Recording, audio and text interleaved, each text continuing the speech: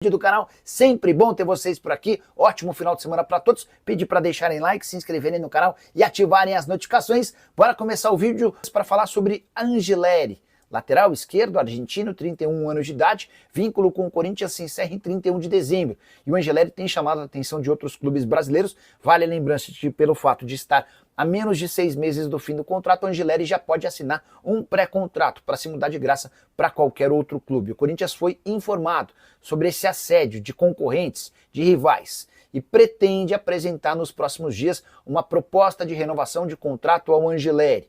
A ideia do Timão é ficar com o Angileri por mais uma temporada, mantendo o atual salário sem qualquer reajuste nos vencimentos. O Angileri vai aguardar as propostas para entender qual o melhor caminho. Desde que foi contratado, depois de rescindir seu contrato com o Getafe, o lateral esquerdo argentino disputou 26 jogos, não marcou gols e deu 2 assistências. Tem sido titular em jogos importantes, como por exemplo na classificação contra o Atlético Paranaense na Copa do Brasil. Também havia jogado como titular diante do Palmeiras. Angileri e Matheus Bidu hoje são os laterais esquerdos mais confiáveis do elenco de Dorival Júnior.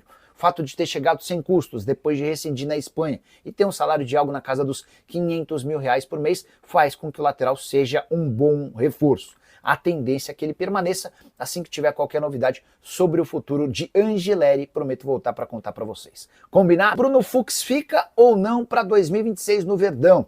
Importante lembrar que o Bruno foi o único dos 12 reforços alviverdes de 2025 que chegou sem custos, todos os outros foram comprados. Bruno Fux pertence ao Atlético Mineiro e veio emprestado ao Palmeiras numa troca que levou o Caio Paulista à Cidade do Galo. Jorge Sampaoli, novo treinador do Atlético, já demonstrou a intenção de contar com Bruno Fux em 2026, mas Abel Ferreira também pretende a permanência do atleta. Bruno foi perguntado sobre o tema e respondeu, abre aspas, quero ser comprado pelo Palmeiras, é um desejo que eu tenho, estou muito feliz aqui e quero seguir crescendo. A tendência é de fato que o Bruno Fux fique, ainda que o futuro de Abel Ferreira esteja indefinido. O Palmeiras vai fazer todo o seu planejamento para a próxima temporada a partir da confirmação ou não do seu treinador. Mas o Bruno é alguém que conseguiu se destacar e chamar a atenção também dos dirigentes da presidente Leila Pereira. Atleta que vai custar 4,5 milhões de dólares ou 24 milhões e 300 mil reais. Esse é o valor estipulado do contrato de empréstimo. Não há obrigação de compra. Sabe aquela história de que se ele bater um determinado número de jogos, o Palmeiras é obrigado a comprá-lo? Atlético e Palmeiras não firmaram esse tipo e esse modelo de negócio. Então, o Palmeiras sabe quanto custará se quiser ficar com o Bruno Fux. A tendência é que ele seja comprado, mesmo tendo perdido um pouco de espaço nos últimos jogos. Gustavo Gomes e Murilo têm formado a dupla de zaga titular. O fato de ser um cara muito bom de grupo e com enorme potencial também permite que o Bruno Fux, mesmo não sendo o titular absoluto, tenha essa prioridade de permanência no Verdão. Tem uma notícia aqui inacreditável que eu vou trazer, mais uma, né? E eu quero neste vídeo, nesta live, fazer uma cobrança, falar sobre 2 dos principais culpados por esse momento do Atlético, tá? Então, vamos falar muita coisa nessa live de hoje, nesse vídeo. Então deixa o like agora, curte o vídeo, já chega deixando o like, é muito importante. Inscreva-se no canal, clique em inscrever-se, ativa o sininho das notificações, verifique se você está inscrito, mas o like ajuda demais. Antes de falar sobre os principais responsáveis e tudo, né?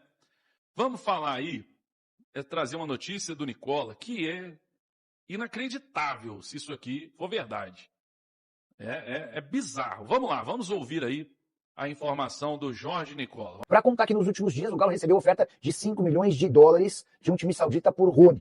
Essa conversa começa com o representante pai do atleta. O time saudita, que não teve seu nome identificado, procurou os representantes do Rony para demonstrar a intenção de comprá-lo.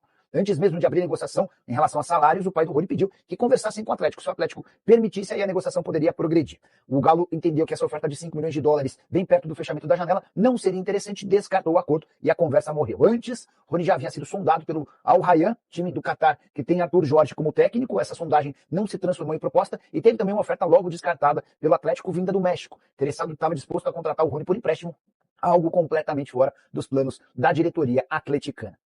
5 milhões de dólares. O Atlético pagou aí cerca de 6 milhões e meio de dólares na contratação do Rony. Ele tem 30 anos, avaliado em 6 milhões de dólares. 6 milhões de euros, desculpe. 6 milhões de euros aqui no Transfer Market. Tem contrato com o Atlético até dezembro de 2027. E assim, vamos levar a notícia, né? Vamos levar a notícia, como uma, entre aspas, especulação, porque eu me recuso a acreditar que chegou uma proposta de 5 milhões de dólares e o Atlético recusou. Ah, porque está tá próximo da janela e tu não vai poder contratar. Irmão, o Atlético, se isso aconteceu, o Atlético tem que entender que, primeiro, eu posso estar errado, tá? Mas a chance do Sampaoli querer o Rony pro ano que vem, eu acho bem remota. Bem remota, né? E é um jogador com 30 anos, você diminuiria o prejuízo que você teria nessa contratação.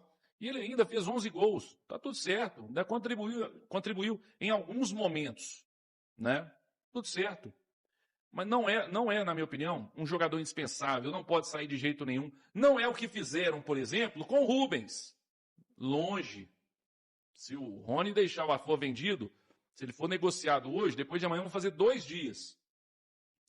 Então, assim, eu espero que porque surgiu uma outra informação aí de que tem sondagens, mas que ainda não tinha chegado uma proposta. Então vamos aguardar, né? Eu prefiro acreditar nisso, que a proposta não chegou ainda, que chegaram sondagens e que a proposta não chegou e que se chegar o Atlético pode acabar negociando, porque seria bizarro, né? Bizarro chegar uma proposta de 5 milhões e o Atlético ainda assim não negociar, né? Seria realmente bizarro. Vamos trazer então informação, aliás, agora vai ter um pouco de informação com opinião, né?